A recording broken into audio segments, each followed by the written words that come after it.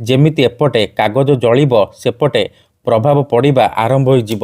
ସେ ଝିଅ ବା ନାରୀ ସେହି ସମୟଠାରୁ ଆପଣଙ୍କ ଆଡ଼କୁ ଆକର୍ଷିତ ହେବାକୁ ଲାଗିବ। ଝିଅକୁ ଆପଣ ଭଲ ପାଉଛନ୍ତି ବା ପଟେଇବାକୁ ଚାହୁଁଛନ୍ତି, କାଗଜରେ ତାର ନାମ ଲେଖି ଜାଳି ଦିଅନ୍ତୁ। ଗ୍ୟାରେଣ୍ଟି ଦେଉଛି ସେ ଝିଅ ଆପଣଙ୍କ ପ୍ରେମରେ ଦିବାନୀ ହେଇଯିବ। ପାଗେଳି ପରି ଆପଣଙ୍କୁ ଭଲ ପାଇବ। ଆଜ୍ଞା ହଁ, ଆପଣ ସମସ୍ତଙ୍କର ଇଚ୍ଛା ଥିବ ସୁନ୍ଦରୀରୁ ସୁନ୍ଦରୀ ଝିଅକୁ ପଟେଇବା ପାଇଁ, ସୁନ୍ଦରୀ ବିବାହିତା ନାରୀକୁ ପଟେଇବା ପାଇଁ, କିନ୍ତୁ ଇଏ ଏତେ ସହଜ ନୁହେଁ।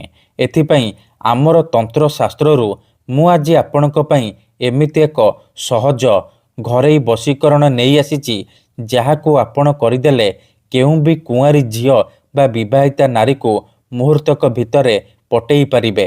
ତାଠାରୁ ନିଜର ମନ ମୁତାବକ କାମ ହାସଲ କରିପାରିବେ।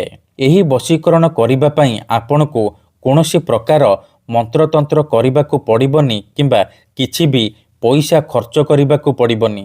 କେବଳ ଯେଉଁ ଝିଅ ବା ନାରୀକୁ ଆପଣ ବଶରେ କରିବାକୁ ଚାହୁଁଛନ୍ତି ବା ପଟେଇବାକୁ ଚାହୁଁଛନ୍ତି, କାଗଜରେ ତାର ନାମ ଲେଖି ଜାଳିବାର ଅଛି। ଗ୍ୟାରେଣ୍ଟି ଦେଉଛି ଯେମିତି କାଗଜ ଏପଟେ ଜଳିବ ସେପଟେ ସେ ଝିଅ ବା ନାରୀ ଆପଣଙ୍କ ଆଡ଼କୁ ଆକର୍ଷିତ ହେବାକୁ ଲାଗିବ। ରାତି ଦିନ ଆପଣଙ୍କ କଥା ଭାବିବ। ନିଜେ ଆପଣଙ୍କୁ ଫୋନ କରିବ, ଭଲ ପାଉଛି ବୋଲି କହିବ। ଆପଣଙ୍କୁ ନ ଦେଖି ଗୋଟେ ମୁହୂର୍ତ୍ତ ବି ରହିପାରିବନି।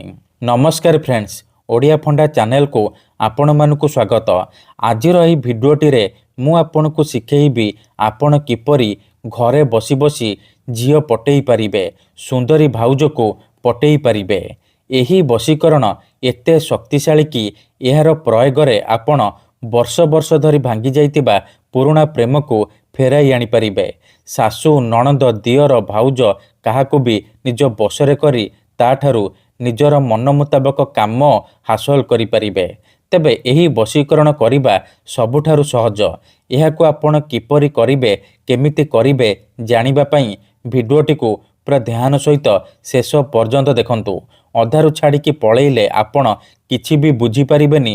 ପରେ କହିବେ ଆପଣଙ୍କର ବଶୀକରଣ କାମ କରୁନି। ତେଣୁ ଭିଡ଼ିଓଟିକୁ ପୁରା ଧ୍ୟାନ ସହିତ ଶେଷ ପର୍ଯ୍ୟନ୍ତ ଦେଖନ୍ତୁ। ପ୍ରୟୋଗ ବିଧି ଠିକ୍ ଭାବରେ ବୁଝନ୍ତୁ। ତାପରେ ଆପଣ ଏହି ବଶୀକରଣ କରିବା ପାଇଁ ଯିବେ।